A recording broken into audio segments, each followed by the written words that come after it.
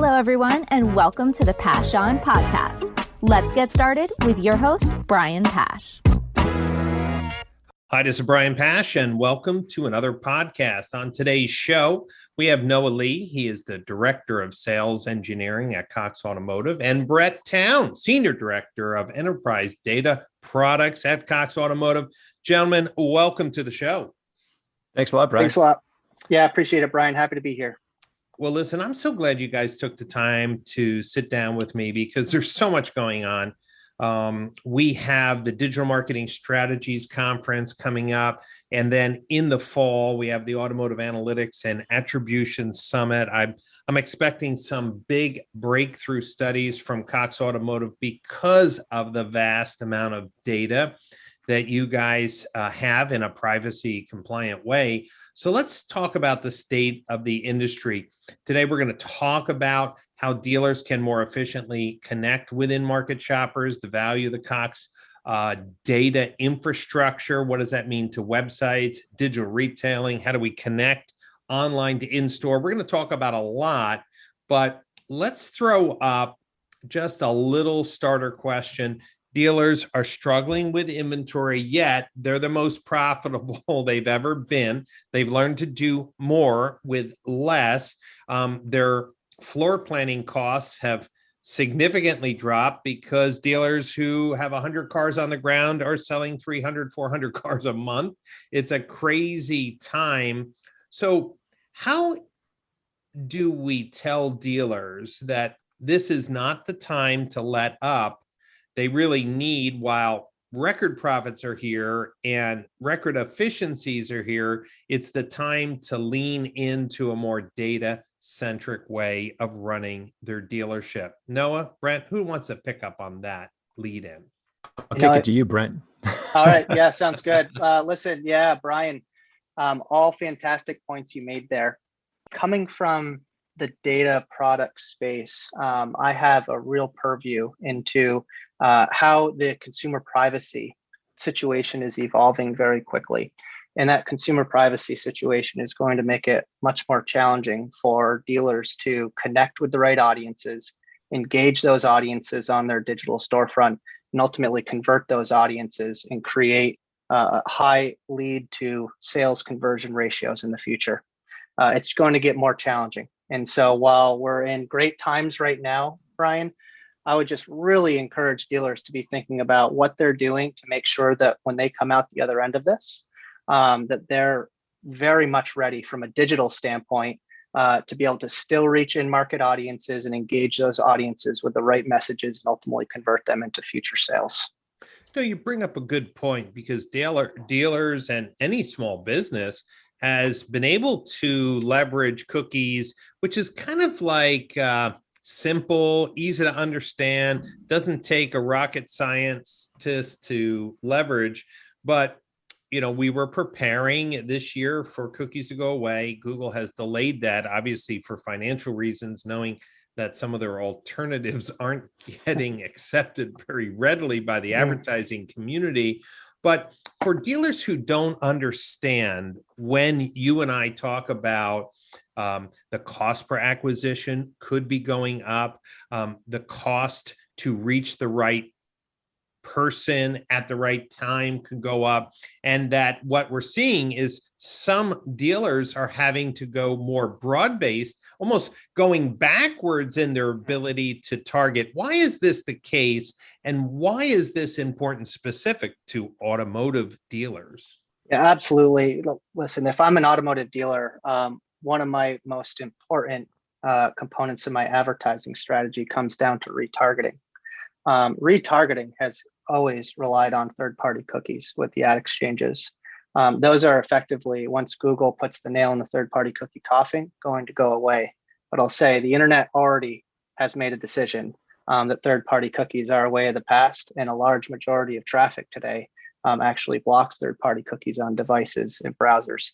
So one of your most effective ad strategies, being retargeting, is going to be undermined. It's in siege right now. It's going to be undermined, which is going to make things more challenging to be able to get the most for your ad dollar in terms of attracting highly qualified shoppers. your shoppers back to your dealership and make sure that you're keeping your presence in front of them.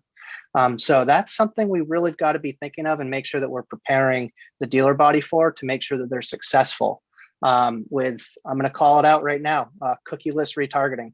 All right, so let's throw out this challenge. I mean, Cox Automotive has so many primary digital touch points that dealers and consumers engage across. You have Auto Trader, you have KBB with an instant cash offer, you have VinSolutions, the primary communication tool, you have dealer.com websites, you have an ecosystem of sales data through the DMS, Dealer Track, you have financing information, you have, well, a tremendous ecosystem. Is it possible then for Cox to connect these separate communication channels in a privacy compliant way, connect and build a cookieless identifier that would give dealers who are sticking with your suite of solutions a significant competitive edge? Or is it just pie in the sky? Well, Brian, We're pretty much there, right? Yeah, that's right. Cox Automotive a few years ago made the decision to build out an organization exclusively focused on what you just talked about, all of those signals about automotive consumers. And how do we ensure that, like you said, in a privacy compliant way, we're maximizing the ability to connect these signals about consumers, resolve those signals, and ultimately make the insights that we derive from those signals actionable by dealers. And we've been looking to solve this cookieless problem for a long time now. We're collecting over 26 billion key digital online activities that consumers are engaging in every single year, 26 billion with a B, all in first-party cookie, zero third-party cookie reliance anymore. We also have a proprietary technology that's allowing us to stitch together cross first-party cookie activity. So I can see when a consumer shows up to my Ford dealer's website who has been on Auto Trader, even though they're under a different device, a different network. I have a colleague, we actually did a lookup of that colleague's first-party cookie as he visited Auto Trader. We associated his shopping journey to 9 other cross-device, cross-network cookies, and that included he switched to a new iPhone 11 from an iPhone 7. We tracked that. And he actually moved across town, went to a different internet service provider. We tracked that as well. So we're able to reliably stitch together all those digital signals about automotive consumers that gives us a very holistic view about what those consumers are interested in, what level of in-market readiness they are, and ultimately predictions about what they're going to do next. One of the things that I try to do is bring these somewhat confusing or lofty ideas to the ground and allow dealers to learn something. And let me challenge you. We've heard for years that there's enough data out there for some of the largest companies in automotive to personalize websites. To tell you the truth, I haven't seen many credible case studies that dealer talk about. Not the vendors. The vendors talk about their case studies, but that, if there's this much data, how can you use that data to really make a dealer.com website experience different for different people? We've heard about it. Okay, so we've heard about it from dealer.com. We've heard about it from Synchro. We've heard about it from, different players in the space. What's going to be different in the future? Like, what's going to be the wow factor for dealers who are thinking, should I stay with dealer.com websites or should I go to dealer.com websites? What really is feasible for you to use through your APIs of all this data that would make dealer.com websites the best in the business? Hey, Brian, I'll take this one. So there's a couple of things that go into this. Our tool, it's called experience optimization. So it's basically, when somebody comes to the website, we recognize their device ID or a IP address or, the internet provider they're coming from. We basically query our database to say, hey, do we know anything about that shopper? And what's really unique about our tools is, well, we have that info if they've visited Auto Trader or Kelly Blue Book, or if they're in Vin Solutions, right? We have that information. And what's really unique about our website solution is not only does it read that information and say, okay, this person's interested in a Ford Bronco, for example. Well, I'm not going to use Ford Bronco. I'm going to use a Honda Civic, right? Well, we can show them Honda Civic related content. What's really unique about our tool is we're actually pulling in the incentives data directly from Honda and building a special for that shopper using that, up to the moment incentive from Honda and displaying it throughout the site following that shopper. And, Brent will probably go into this a little bit more in detail, but this is first party data. So as we get further and further away from the ability to personalize based on third-party cookies, well, we're unaffected, right? We can keep personalizing that experience for that shopper, regardless of third-party cookies. Now, there's going to be certain OEMs that don't want us to be able to use that. And that's where we see that performance kind of start to drop off. And I'll kick it over to Brent to kind of go into detail on that a little bit more. Yeah, to complement what Noah is saying there, I mean, we see that when visitors get personalized experiences, as Noah just articulated, whether it's personalized specials or listings, etc., we see a 4 times increase in deal pencils and digital retailing. We see a 3.3 times increased likelihood to create a trade-in deal, a 216% increase in conversion rates for those visitors. You want to personalize your digital storefront and make it as relevant as possible to that consumer. The deprecation of third-party cookies will make that harder. I guarantee it. We have built out an identity capability, as Noah was articulating there. And what we see is that when dealers have this identity capability powering their digital storefront for personalization, they personalize at a rate of 58% of visitors. 58% of visitors then get personalized experiences to drive up engagement. When we see that those dealers aren't using this technology, maybe their OEM web program is opting out of using it, etc., only 24% of website visits are being personalized. And what's going to happen when the third-party cookie fully deprecates? That 24% will drop down to nearly nothing. Yeah, and Brent, that's very important. I just saw in the New York Post today, there was an article that talked about Apple's decision to start asking people if they want to be tracked. And the current reporting is only about a third of consumers said, I'll be tracked. And this is early on into kind of this cutover. We have all seen some apps asking us, for tracking. But when you figure that the Cox Automotive data framework could double or even triple the amount of relevant information that dealers can have personalized on their website, that's a tremendous competitive edge. And obviously those conversion statistics are amazing. So let me throw out the gauntlet here. Wouldn't it be true then in the future that a data-driven website platform like dealer.com, when compared to just flat websites where someone's manually updating specials, will soon be a thing of the past because the conversion performance on a dealer.com website with full personalization will just blow conversion metrics out of the water for a standalone static site? Yeah, I think that's absolutely right.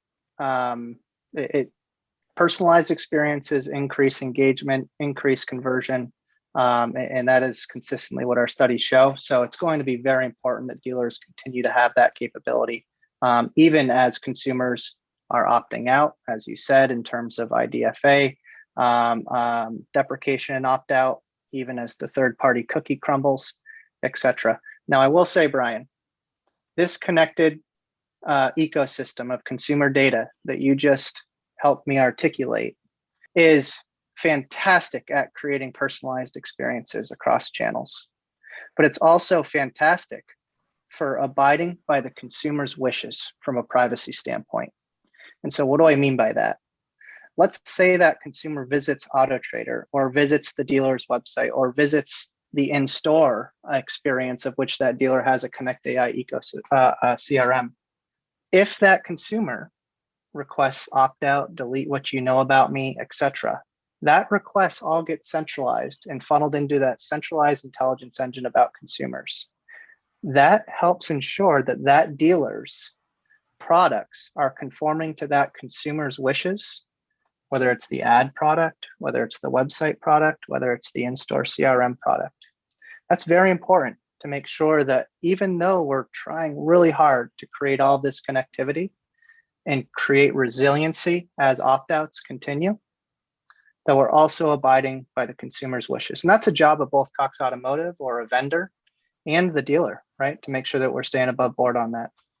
Well, listen, I'm glad you brought that up because, I am concerned as privacy issues escalate about dealers getting sued for sloppy data management practices, especially when opt-in and opt-out choices are given.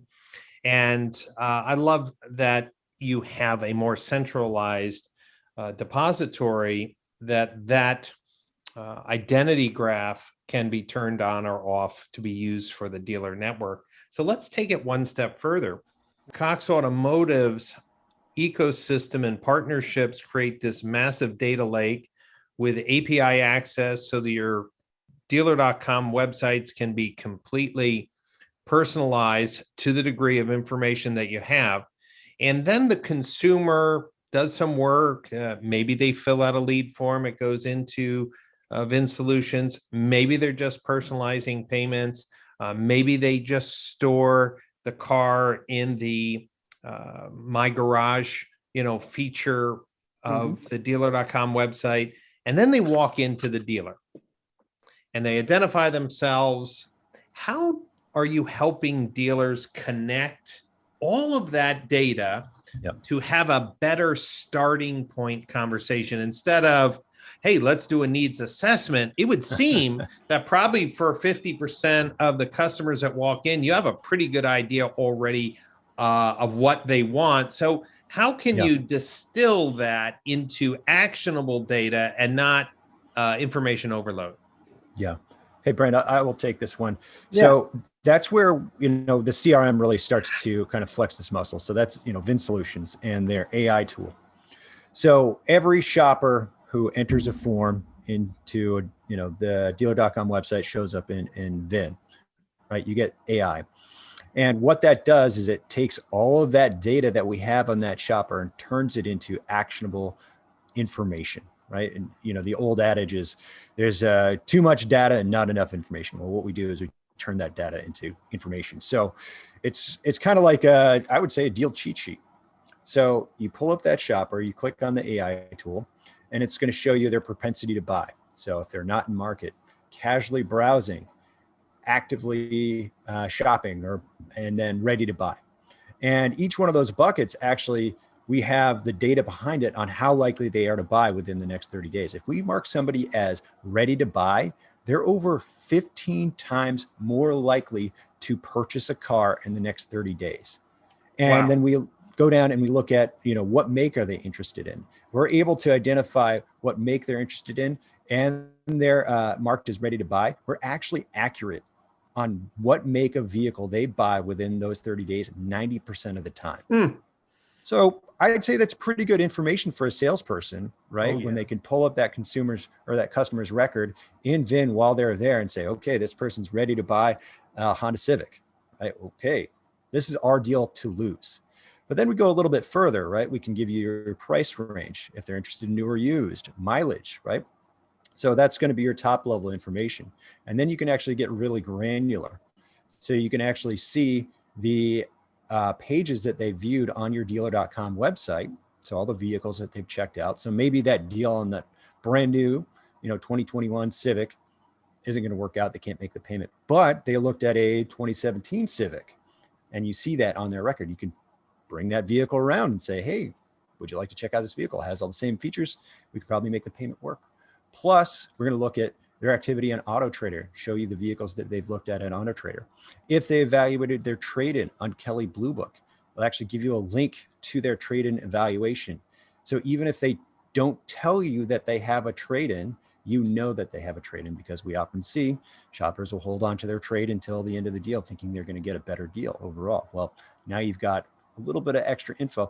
And really what it does is it helps the dealership provide a better experience for the shopper. If you know your shopper, right, you can serve them more effectively. You can really give them that white glove treatment. Well, So, Noah, I love that summary because, to be honest, it's been a number of years since Vin has been acquired.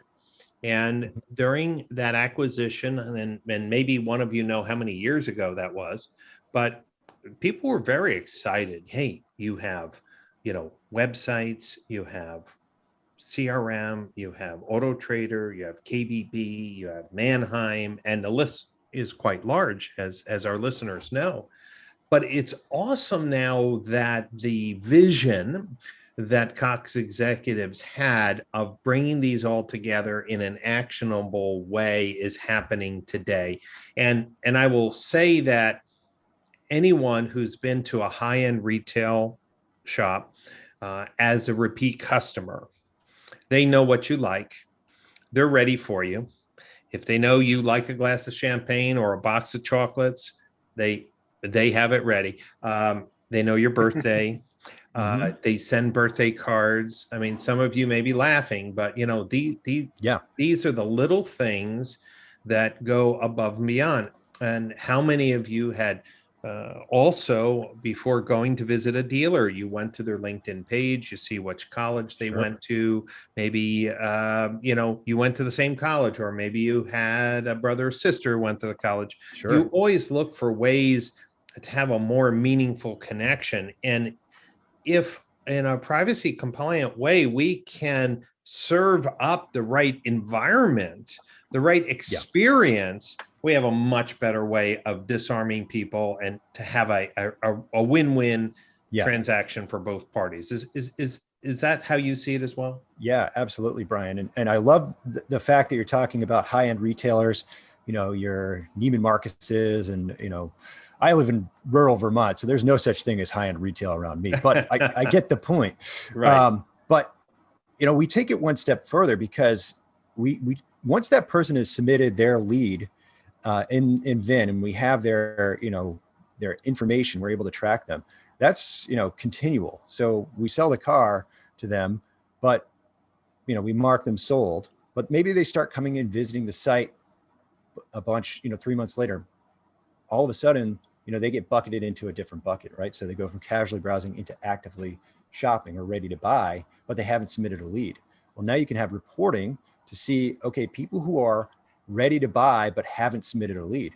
How great is that to know if you're a salesperson prospecting, saying, hey, maybe I should give Noah a call, just see how that Civic is doing, see if there's anything else we can do for him. Now you know that they've been checking out other cars. And then, we have our automated marketing platform, which can use, if we have information on the vehicle that they own, we can calculate their equity position.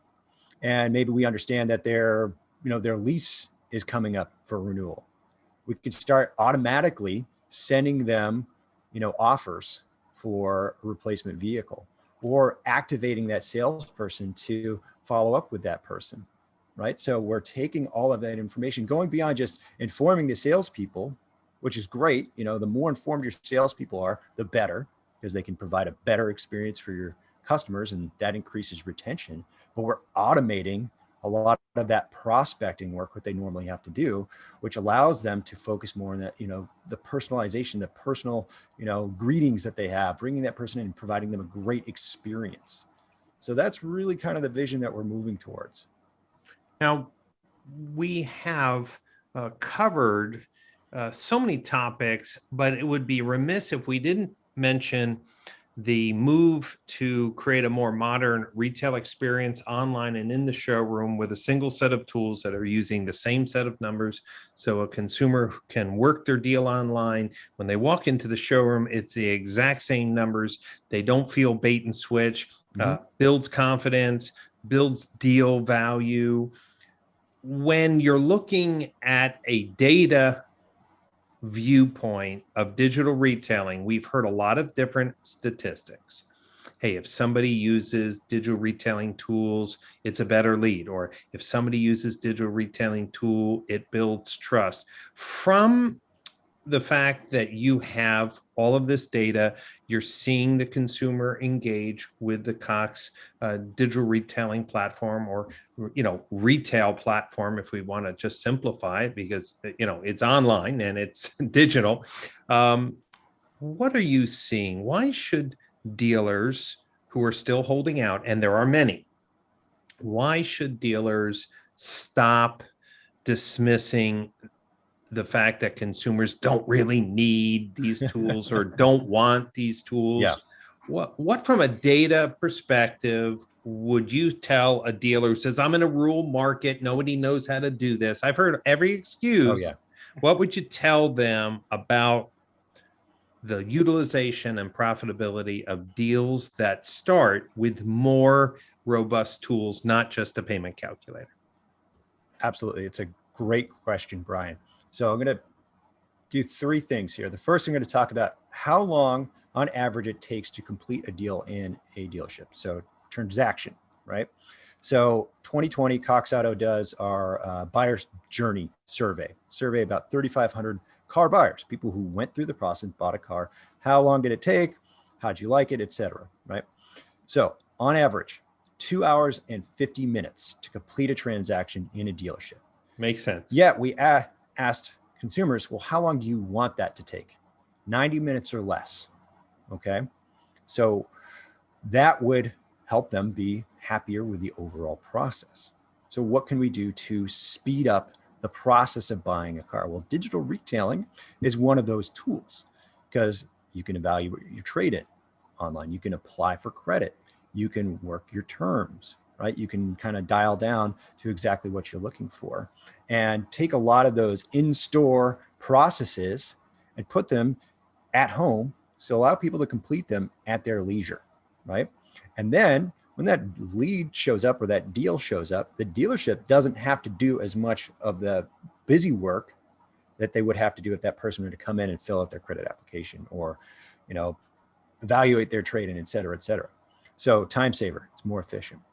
But let's talk about, profitability numbers. So Cox Auto, we did a study on digital retailing deals come into our VinSolution CRM. And, what are the close rates on them? How much profit are you making? So on average, a digital retailing deal converts to a sale at a 46% higher rate than any other lead that comes through the website. Okay. Those leads that come from digital retailing also generate 35% higher gross profit per deal than any other lead that comes through the website. Finally, when customers take more steps in the digital retailing process, they report being happier with the overall sales process. So think about this. That's a good Customers point. are more likely to convert to sales. They're going to pay more for the car, and they're going to be happier to do it. So they're more likely to come back. That's increasing your retention rates, because we got to think beyond just, okay, one and done, see you later. We want people to keep coming back to the dealership. People are loyal to brands. I'm going to steal this from my boss, Mo Zahabi. You know Mo. Yeah. People are loyal to brands, but we want to focus on retention. We want to have them keep coming back to that dealership because the experience, the process of buying the car was better. We know that people are willing to pay a little bit more if the experience of buying the car is better. Noah, I not only just agree with you, but I just thought of something that all our listeners can relate to. And I want to talk to specifically the dealers who are still pushing back on being more transparent with the tools online. And I thought of two things, Noah, as you were speaking about experience.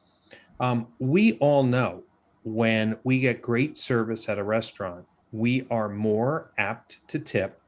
And if the experience is bad, now some people tip no matter what. That's not me. If the experience is bad, I will tip less. So think about that.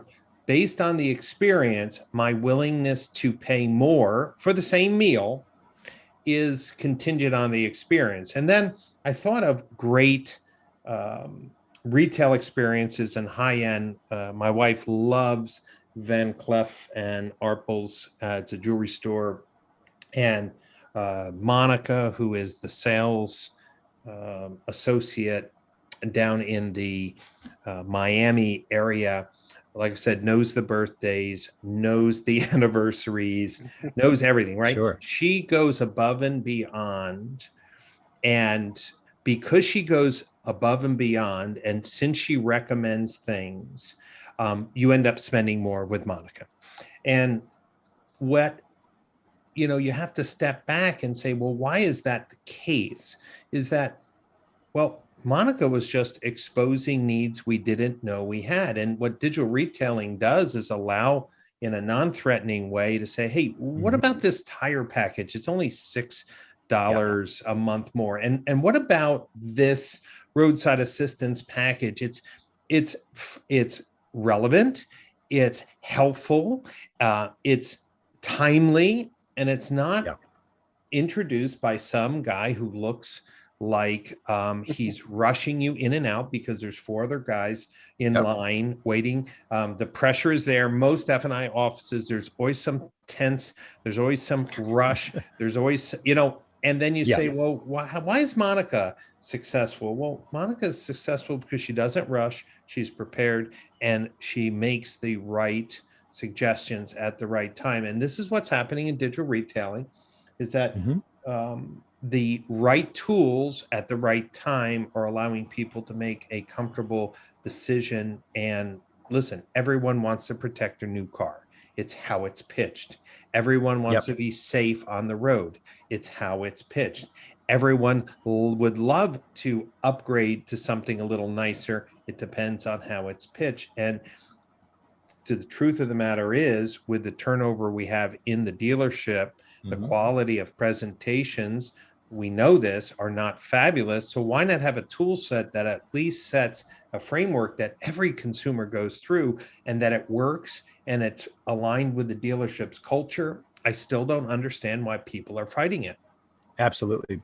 Brian, you bring up a lot of great points. And one thing that I pull from that is talking about F&I in protection products. Right. And it's a challenging thing because, F&I managers, they want to protect their little castle, right? This is my process, right? But you've got to think about the traditional sales process, right? 2 hours and 50 minutes in the dealership. Okay. That's how it works right now on average. So let's say an hour and 30 minutes or, 2 hours, right? You're hammering it out with the salesperson doing a 4-square, heaven forbid, or something like that. You finally get to the number. Okay, let's get you over to the F&I manager's office. So you've already spent 2 hours working something with, going through the process. Okay, I'm going to go over to my sales manager while we go around back and smoke a couple cigarettes, make you wait, and then come back. Right. And then finally, it's time to sign the contract. But now the F&I managers, well, Honda Civic's a great car, but if that engine blows up, you're out $5,000. You should really get this, protection plan. Not exactly a great experience for that customer. So digital retailing, right, presents those F&I products in that low pressure environment, allowing shoppers to educate themselves on the value of those products because they actually are valuable. They're, the joke is, oh, you got to get the true coat. Well, protection plans on these, more and more complicated cars are really valuable. You can save a lot of money if you invest in one. I recently just got the platinum plan for my Volvo because I was like, you know what, $2,000, I'm protected for 10 years. Why not? Right. And that's just profit for the dealership. So going back to the experience, right, that's anecdotal, but let's talk about the data behind it. So on average, the lift per deal in back end gross through digital retailing that we've measured, this was about a year and a half ago, so it's probably changed, but over $300 back end gross lift per deal. And then we actually moved the protection products, the presentation from kind of off to the side in the process to directly into the process. And it skyrocketed the conversion on those products from 2% to over 12%. Now that's going to make an F&I manager look like a superhero too. And here's the thing too, maybe they don't add those products to their deal in digital retailing, but they've been presented with them. They've been they could self-menu. When they get to that F&I manager's office, it's not a surprise. That's right. Oh yeah, I was reading about that. Tell me more about the Volvo Platinum plan. Oh wow, that makes a lot of sense. Yeah, let's sign up. Right. So it's not just, hey, you can self-menu, but you're educating yourself and you're more open to those products down the road. We're telling a story that shows how data is being used to stay ahead of industry changes, to meet the expectations of consumers, to save time and make the dealership more profitable. Brent, let me ask you a question. What are dealers asking today that still isn't ready? What should we be looking forward to in the next year as we look out at Cox Automotive's roadmap, driven by data and intelligence, applying it properly, which I would call wisdom? What are dealers asking for that still is in the kitchen, and maybe the souffle is coming out soon? You're looking for a little peek under the hood, Brian. I love that. Yeah, I think it's no secret that both Cox Automotive is as well as the automotive industry in general, I'd say, really needs to up its game in creating omni-channel consistency, omni-channel messaging, omni-channel suppression, and making sure that we're reaching the right consumers where they show up. I'll tell you, we do have some pretty special things cooking in the background here that's going to enable just that. But to do that, to your point, Brian, you need a whole lot of facts and signals about consumers. You need the ability to resolve all those facts and signals together to form predictive and holistic views of those consumers. And then you need the ability to action upon those predictions and holistic views of the consumer as they show up, where they show up. And I'm really excited. We've got some exciting things cooking that's going to help with that. And so that's just a little teaser, Brian. Yes. Well, listen, Noah and Brent, I'm going to challenge you. In November in beautiful Palm Beach, Florida, we have the Automotive Analytics and Attribution Summit, right? So we're 4 months away. So I'm going to challenge you. I want the Cox Automotive team to come with a wow Academy Award, Emmy winning presentation. And here's what I'd like. How do we simplify the power of data for dealers? How do we get dealers excited about using the Cox ecosystem and interconnected products? How can we show it? How can we demonstrate it so that when they see it, they say, that's the future of automotive retail that I want to buy into? So I want to challenge your dev teams, your product team, your videographers to put together something for the main stage. And let's make the AAA Summit a really coming out party of what we're calling mature, data compliant, privacy compliant, personalized data to help dealers sell more cars in a digital age. Does that sound like a good challenge? I love it, Brian. I'm not going to turn down a good challenge. Absolutely. Well, gentlemen, I want to thank you so much for your conversation today. It is clear that in 2021, we are seeing the fruits of those purchases and acquisitions over the years, forming a rich data lake where APIs can be developed to allow partner companies within Cox Automotive to share data in a privacy compliant way to make each experience more meaningful, more effective, to a higher conversion rate, and of course, serve the needs of the consumer who, for the most part, have been disappointed with automotive retail technology for years because outside of automotive, some of these practices are already in play. And for dealers who are hearing about the upcoming November conference for the first time, don't forget to go to automotiveattributionsummit.com and get your tickets in advance. Mark your calendars, get out to Palm Beach. And you should also be checking out previous podcast sessions. This podcast interviews automotive thought leadership, automotive groundbreaking technology, and the people who are driving the future of automotive retail. And that, of course, includes Cox Automotive.